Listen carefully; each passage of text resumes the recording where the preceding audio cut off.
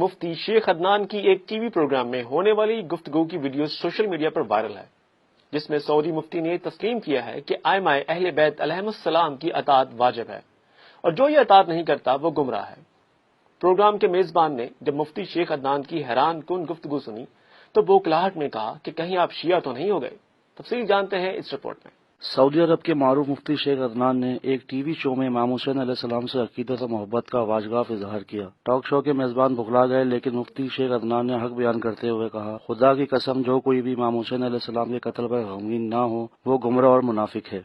जो कोई भी इमाम हुसैन अलैहिस्सलाम के कत्ल पर राजी हो वो फासिक और कतन काफिर है। वल्लाहि मन लम यहज़न अला मक़तल हुसैन फहुव मुनाफिक।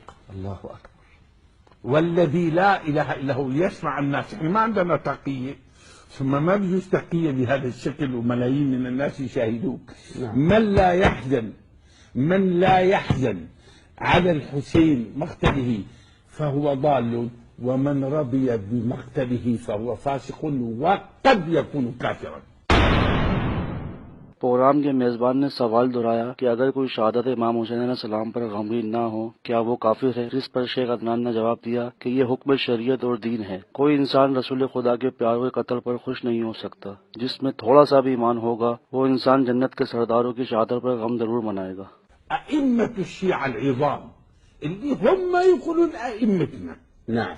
ونحن نراهم والله أئمتنا ونرى وجوب اتباعهم. الله أكبر. وجوب